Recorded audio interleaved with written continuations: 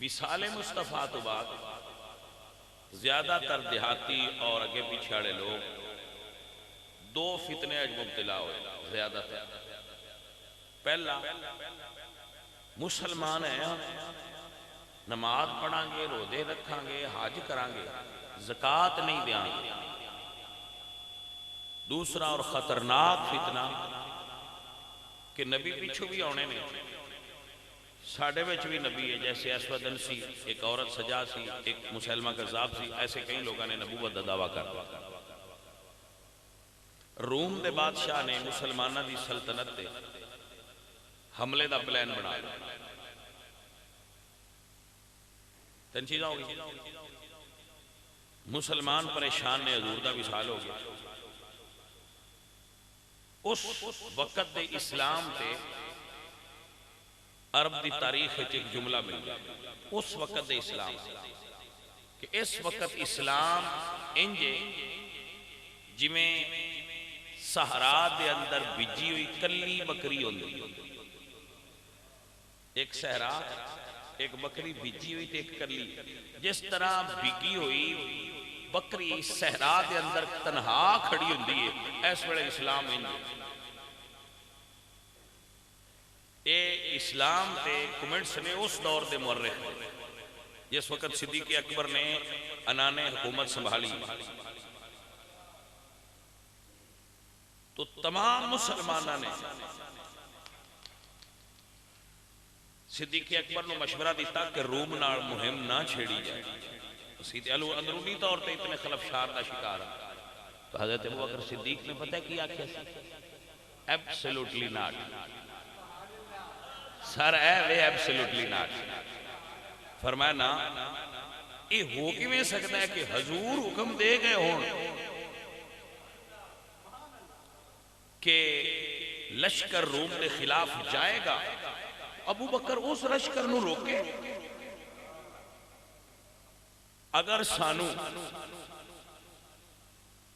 جانور کھا جان یا پرندے اچک کے لے جان، ابو بکر او حکم ریورس نہیں کرے گا جڑا حضور نے جاری کر دیا.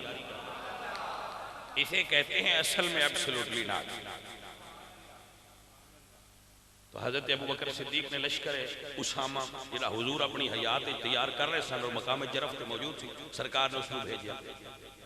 اور وہ دے اندر اللہ پاک نے حکمت پوشیدہ رکھی سی کہ جدو حضرت ابو بکر نے حضور دے وصال تو فوراً بعد لشکر بھیجیا نا تو کافراں تے دھاک بیٹھ گئی، بھائی کمزور کوئی نہ ہوئے.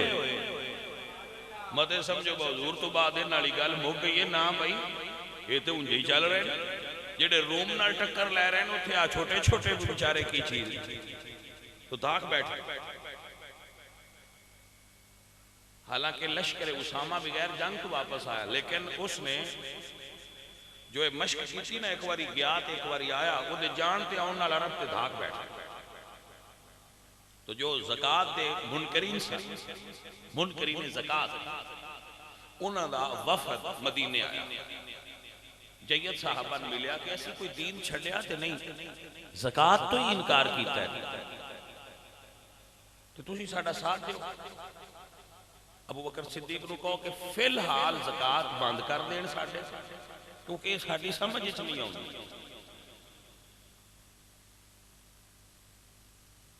تو باقی دین تے سی پریکٹس کرنے، باقی دین سارا پریکٹس کریں گے مگر زکاة نہیں دیا.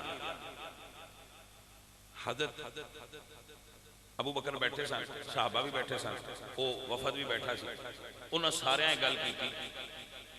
حضرت عمر بھی انہاں دا ساتھ تھا کہ اگر رعایت مانگ دیں تو مصلحت دا تقاضا ہے کہ انہاں رعایت دیتی جائے. تو ابو بکر صدیق نے پتہ کی فرمایا؟ Absolutely not, absolutely not. فرمایا نو.